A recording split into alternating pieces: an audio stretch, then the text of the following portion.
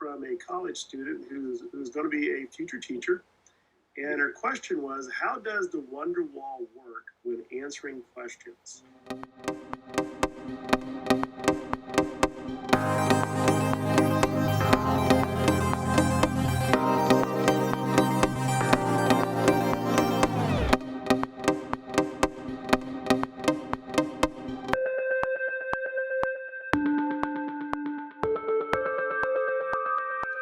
Hello, everyone, and welcome back to another episode of the Inquiry Zone.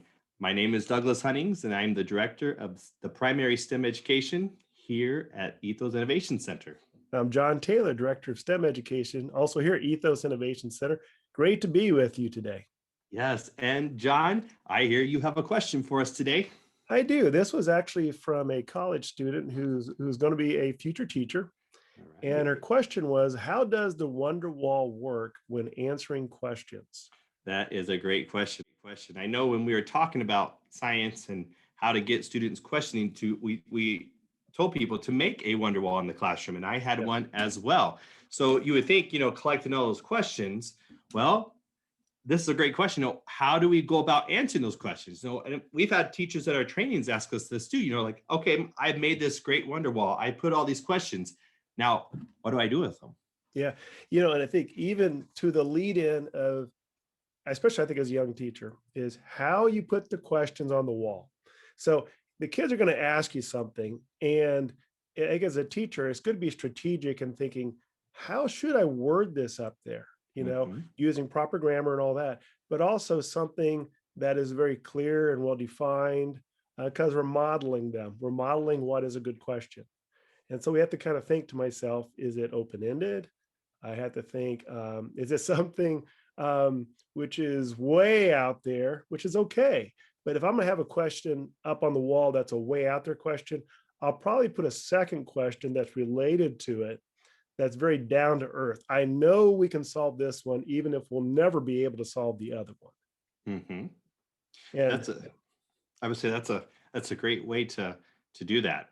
And another idea, I would think, what I did when I was teaching in the classroom was I would use some questions that I know we weren't going to do an investigation, and maybe it wasn't even connected to our standards, but I would use those as an incentive, like on Friday, like a fun Friday. Let's pretend that we are a scientist, a TV show, and we're going to take these questions and just figure out an answer. I had some of my students use it as a enhancement, as an enrichment genius hour. We would pull questions for there and give my students a time to study that question out. And then they became an expert and they made their own little reality TV show of here's what I discovered today on science.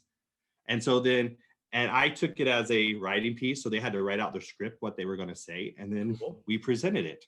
So that was another way that I used my wonder wall to really answer the students' questions, but not necessarily something that I could use as an investigation as a whole class. Yes. And those questions on the walls, as a teacher, it's a neat opportunity to reach out to others. I think you can look up a lot of answers online, but you've got individuals probably close by who, whether in a college situation or a high school situation, or just really get into the sciencey thing. And it's worth talking to a few different people, getting different perspectives on what the answer is. Because I know sometimes the answer, you get multiple answers for the same question. They can't all be right. And so it's worth doing some investigative work on our end, especially those questions we're not clear about, so that what we're presenting is going to be effective. But also it is kind of neat if you can connect with older teachers and get their perspective. You kind of are guiding these students to where they're going, so that there's not going to be any conflict there. That there's reasons I know as a secondary teacher, there's reasons I would answer things a certain way because I kind of looking at the big picture, and I wanted to make sure that the kids were getting set up for whatever going into next. And so even though I know I could have answered a question a lot of different ways, and sometimes I did, because it's just fun just to hash it all the different routes and do that. But sometimes it's neat to be strategic. So as a teacher, I would say it's when you have those questions on the wall, it's worth doing some homework on it. You can look online, but it also is great just to talk to your colleagues in the grades above you so that you can kind of lead those students into their classroom to have a more a positive experience there. And this also reminds me of thinking of connecting to the community for your classroom. Find a question and then reach out to find an expert who then maybe could do a Zoom video or even come present in your class, and they could help answer those questions. I mean, that would be something cool for Friday afternoon. Or Awesome. that, I think that would be a really neat experience for the kids, and then they will see the connection of their questions and how that connects to what they could do as a career outside of school. Yeah, I think people realize that, like, especially in the college environment, quite often professors and what they do, their grants and other things that they engage in require them, or at least it is beneficial to them, to do some community outreach, to do something in the educational field. But they may be more open than a teacher would realize. And if you're contacting one professor and they never reply, but then you let them go. But there's going to be some that's going to love doing it. You're going to want to connect with your students and love to have some time to share science. And so those experts aren't as difficult to find, I think, sometimes as people think they are. And once you get somebody who's a good one, you can usually stick with them for years. Yeah, and I know that every time I brought somebody into my classroom, whatever we were talking about, they loved it as much as my students loved it too. Yes, they did. Yes, they did.